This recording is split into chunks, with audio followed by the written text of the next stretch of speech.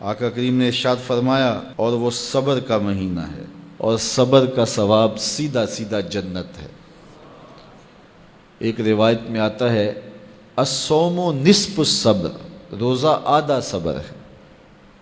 تو روزہ رکھ کر کے یہ دولت حاصل کی جا سکتی ہے۔ وشہر المواسات، اور یہ ایک دوسرے کے ساتھ محبت کرنے کا، باہمی تعاون کرنے کا، الفت و رافت کے ساتھ پیش آنے کا مہینہ ہے۔ وشہر یزاد فیہ رزق المومن، اور یہ ایسا بابرکت مہینہ ہے جس میں مومن کا رزق بڑھ جاتا ہے، مومن کے رزق میں اضافہ ہو جاتا ہے۔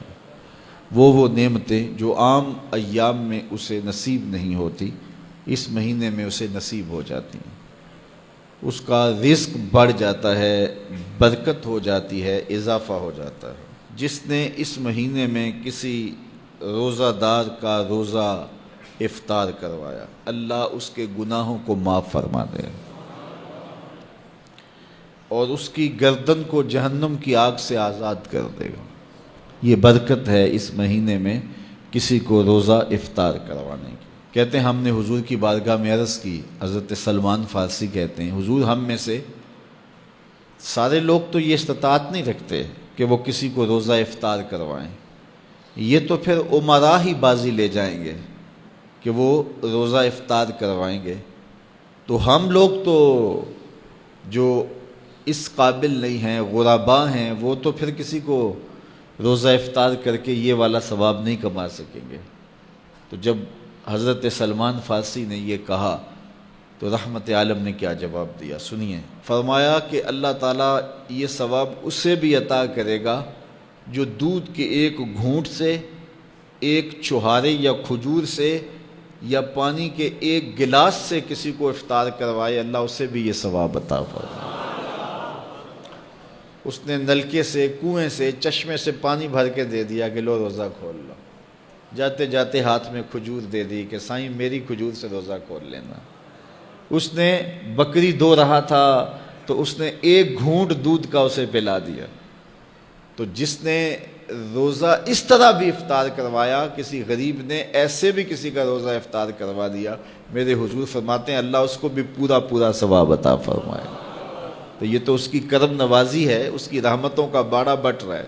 ہاں اگر کسی نے کسی کو سیراب ہو کر کے روزہ افطار کروایا، سیراب کر کے اچھا دسترخوان لگایا، انواع و اقسام کی چیزیں رکھیں، وہ رج گیا تو ثواب تو اسے بھی مل گیا جس نے پانی کا گھونٹ پلایا، جس نے دودھ کا گھونٹ دے دیا، جس نے چھہارا دے دیا، کھجور دے دی، لیکن جس نے اس کو رجایا، اس کو خوب سیراب کیا، تو میرے مصطفیٰ کریم فرماتے ہیں اللہ اس کو جام کوثر عطا کرے گا۔ 50,000 سال کے دن میں اس کوثر کے جام پینے کے بعد اس کو پیاس نہیں لگے گی، حتیٰ کہ جنت میں چلا جائے گا۔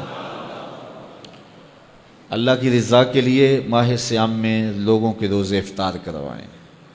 یہ جو نمائشی افطار پارٹیاں ہوتی ہیں ان سے جان چھڑائیں۔ ریا والا عمل اللہ کو کبھی بھی قبول نہیں، یہ بات ذہن میں رکھیں۔ بعض کا ہم محنت کرتے ہیں ضائع ہو جاتی ہے چونکہ ریا شامل ہو جاتی ہے۔ بعض لوگ تو ایسے لوگوں کی افطاری بھی کرواتے ہیں جن کے بارے انہیں یقین ہوتا ہے کہ انہوں نے روزہ نہیں رکھا ہوا، تو ان کو بھی بلا کر کے نمائش کی جاتی ہے کہ ہمارے گھر میں دیکھو کتنے بڑے بڑے منصب دار اور عہدے دار آئے ہیں۔ اللہ کے ساتھ دھوکہ نہ کرو، اللہ کے ساتھ کوئی دھوکہ کر نہیں سکتا، وہ اپنے ساتھ دھوکہ ہے۔ جو اللہ کے لیے کام کرو وہ محض اس کی رضا کے لیے کرو، بس بات ختم۔ جب اس کی رضا کے لیے کرو گے تو اس کا اجر کتنا بڑا ہے۔ اس کی رضا کے لیے ایک گھونٹ پانی پلا دیا، ایک گھونٹ دودھ دے دیا، ایک چھہارا کسی کو دے دیا، اجر کیا ہے؟ پچھلے سارے گناہ معاف۔ کتنا بڑا اجر ہے، اللہ اکبر۔ لیکن قربانی دی، جان دی، رگوں کا خون نچڑ گیا راہ خدا میں، لیکن یہ تھا میری ناموری بھی ہوگی، تو یہ سب کچھ برباد۔ تو جو بھی عمل کرو محض اس کی رضا کے لیے کرو، اپنے عمل کو ناخالص نہ ہونے دینا، اپنے عمل کو خالص رہنے دینا، یہی اللہ کو پسند ہے اور وہ خالص عمل کو ہی قبول کرتا ہے۔